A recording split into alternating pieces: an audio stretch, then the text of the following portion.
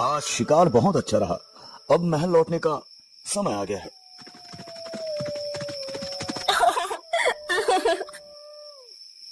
ये आवाज कहां से आ रही है? चलो देखते हैं।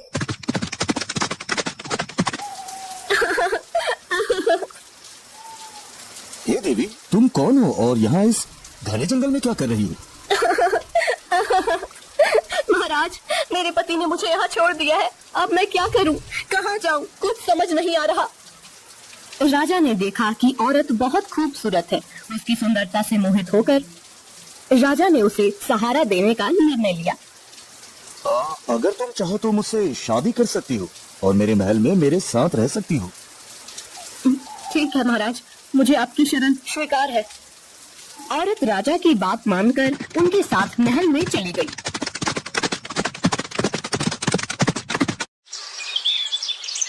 दोनों ने शादी कर ली।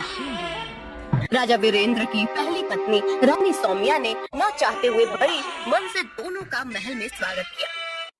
रानी सौम्या के 2 पुत्र थे, राजकुमार आदित्य और राजकुमार धीरेन। वो दोनों बड़े ही चंचल थे, परंतु छोटी रानी सुष्मिता के महल में आने के बाद से दोनों चुप से रहने लगे। हमें कुछ ठीक नहीं लग रहा। कुछ दिनों से राजकुमार आदित्य और राजकुमार धीरेन कुछ चुप से रहने लगे हैं। अरे बड़ी महारानी, आप व्यर्थ में चिंतित हो रही हैं। राजकुमार ठीक हो जाएंगे। हम वैद्यराज जी को अभी संदेश भिजवाते हैं। जी महाराज, आप कह रहे हैं तो हम मान लेते हैं।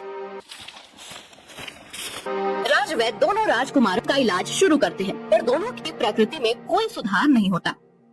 ऐसे ही दिन बीतते जा रहे थे। कुछ दिनों बाद राजा भी बीमार पड़ने लगे। दिन पर दिन उनकी तबीयत बिगड़ती जा रही थी। महाराज, हमने हर संभव इलाज किया, लेकिन आपकी तबीयत में कोई सुधार नहीं हो रहा है। ये आखिर मुझे क्या हो रहा है? जब कोई सुधार नहीं हुआ तो राजा ने मशहूर वैद्य महर्षि चरक जी से मिलने का निर्णय लिया।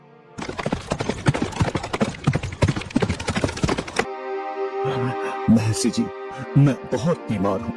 जब से मैंने नई शादी की है, तब से मेरी तबीयत बिगड़ती जा रही है। महाराज, क्या आप बता सकते हैं कि वो औरत आपको कहाँ मिली थी? महर्षि, वो मुझे जंगल में मिली थी जब मैं शिकार से लौट रहा था। महाराज, वो औरत नहीं, इच्छाधारी नागिन है। नागिन, उसके जहर के कारण ही आप बीमार हो रहे हैं। महाराज, मुझे विश्वास नहीं हो रहा कि मेरी नई रानी नागिन है। आप एक काम करें, महल जाकर हर जगह से पीने का पानी हटा दे और कुएं को ढक दे। फिर आधी रात को उसे कहें कि आपको बहुत प्यास लगी है और पानी चाहिए। देखना वो पानी कहाँ से लाती है। राजा ने वैद्य महर्षि चरक जी की सलाह मानी और महल में सभी पानी के बर्तन खाली करवा दिए और कुएं को ढकवा दिया। मुझे बहुत तेज प्यास लगी है, मुझे पानी दो। ठीक है, मैं पानी लाती हूँ। नई रानी बिस्तर पर लेटे लेटे ही एक गिलास हाथ में लेकर पानी ढूंढने लगी। उसने अपना हाथ बिस्तर से लंबा करके पूरे महल में पानी ढूंढा, लेकिन कहीं भी पानी नहीं मिला। फिर उसने अपना हाथ कुएं की तरफ बढ़ाया, लेकिन वहाँ भी पानी नहीं मिला। अंत में उसने अपना हाथ बहुत दूर नदी की तरफ बढ़ाया और वहाँ से पानी लेकर राजा को दे दिया। ये औरत तो सचमुच नागिन है। बिस्तर से उठे बिना नदी से पानी ले आई।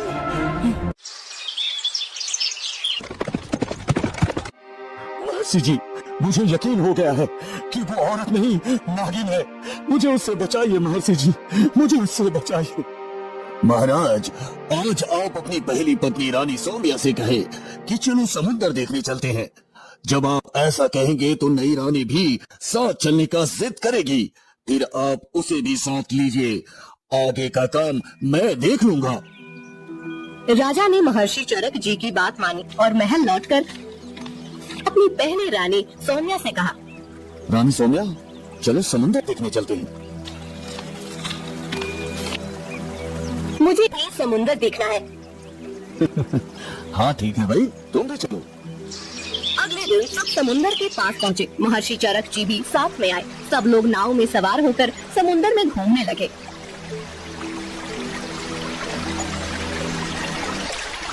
ये समुद्र बहुत गहरा है।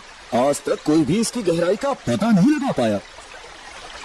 मैं समुद्र की गहराई का पता लगा सकती हूँ।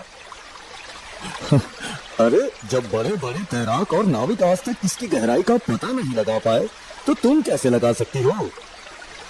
ठीक है, मैं समुद्र में कूदने जा रही हूँ। जब मैं तल तक पहुँच जाऊंगी तो अपना हाथ हिलाऊंगी, तब आप लोग समझ जाना कि समुद्र कितना गहरा है। अच्छा ठीक है, करके दिखाओ। नई रानी समुद्र में कूद गई। उसके कूदते ही महर्षि चरक जी ने नाव को तट की तरफ भगाने का आदेश दिया। महाराज जल्दी से नाव को तट की तरफ ले चलिए, जल्दी करिए महाराज। और एक किस्म की दवा पानी में फेंकने लगे। नागिन ने जब समुद्र तल तक पहुंचकर हाथ हिलाया तो वह महर्षि चरक जी की दवा से पत्थर बन गई और वही जम गई। महर्षि आपने मेरी जान बचाई, इसके लिए मैं आपका हमेशा ऋणी रहूंगा महर्षि, हमेशा आभारी रहूंगा।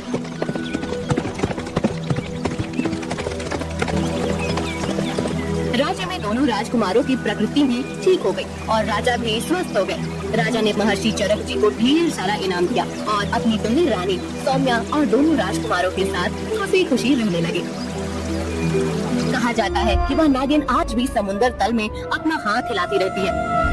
ओम नमः शिवाय, ओम नमः शिवाय, ओम नमः शिवाय।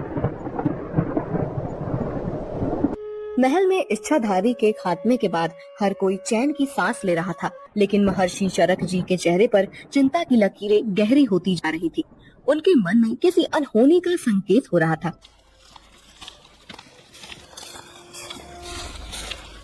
महाराज हमें ये सोचकर संतोष नहीं करना चाहिए कि वो इच्छाधारी नागिन को समुद्र में कैद करने से सब कुछ समाप्त हो गया। उसकी आत्मा इतनी सरलता से मिट नहीं सकती महाराज। क्या महर्षि आप क्या कहना चाहते हैं कि वो नागिन अभी भी हमारे बीच हो सकती है? हाँ महाराज, मैंने ध्यान लगाया था और मुझे आभास हुआ है कि उसकी शक्ति अभी भी इस भूमि पर विद्यमान है। ओम नागिनाय स्वाहा, ओम नागिनाय स्वाहा, ओम नागिनाय स्वाहा, ओम नागिनाय स्वाहा।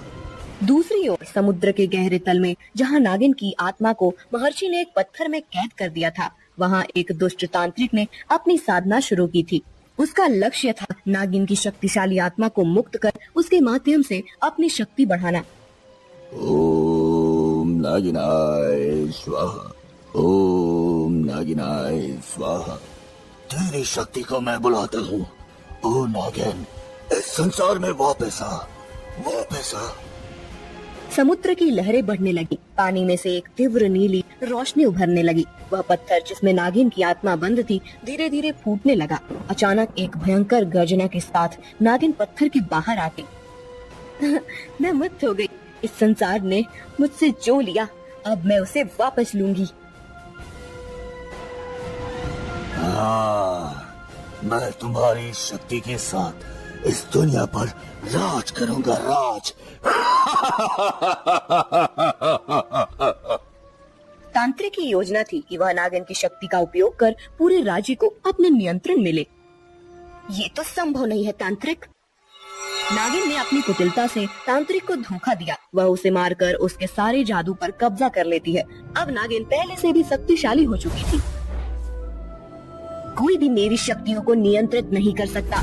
अब मैं अपना बदला पूरा करूंगी और उस राजा वीरेंद्र को तबाह करूंगी जिसने मुझे कैद किया था।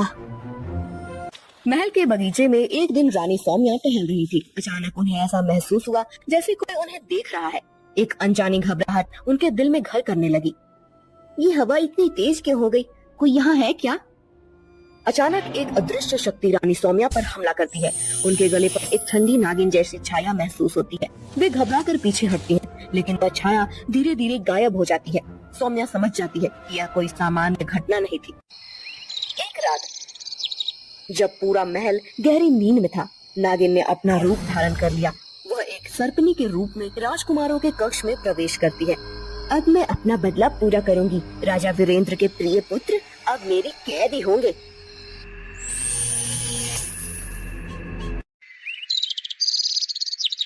महल में कोई भी नहीं जान पाता कि दोनों राजकुमार गायब हो गए हैं। नागिन उन्हें जंगल के एक गहरे हिस्से में ले जाती है, जहाँ उसने पहले से ही एक खतरनाक योजना तैयार की थी। अगली सुबह महल में हड़कंप मच जाता है। आदित्य धीरेन कहाँ गए? पूरा महल छान मारो, ढूंढो उन्हें। महाराज, महारानी, दोनों राजकुमार अपने कक्ष में नहीं है और महल में भी कहीं नहीं मिल रहे। महाराज, मुझे डर है कि कहीं नागिन ने ही उन्हें न ले लिया हो।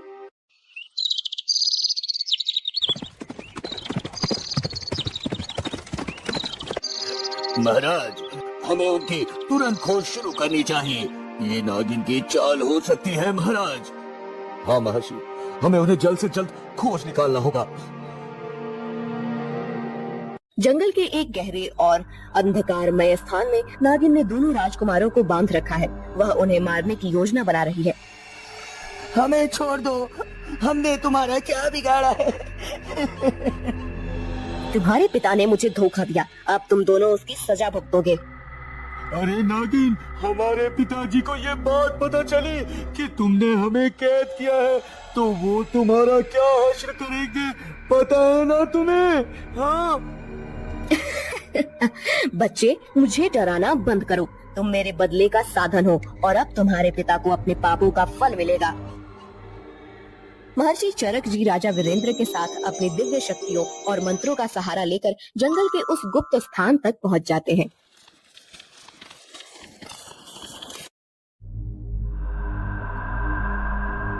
ओम नमः शिवाय, ओम नमः शिवाय, ओम नमः शिवाय।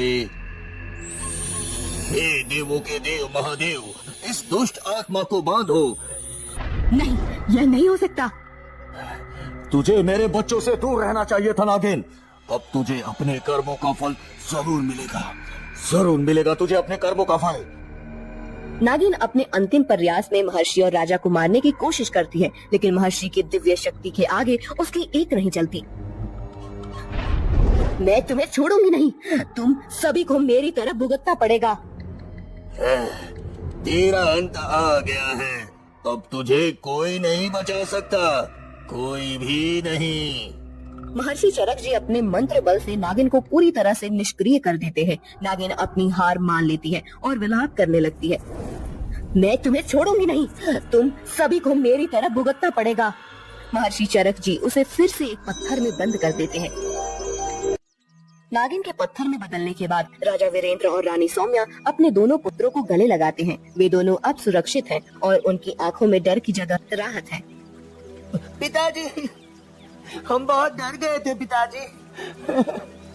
अरे अरे धीरेन, अब सब ठीक है बेटा, अब तुम्हें कुछ नहीं होगा।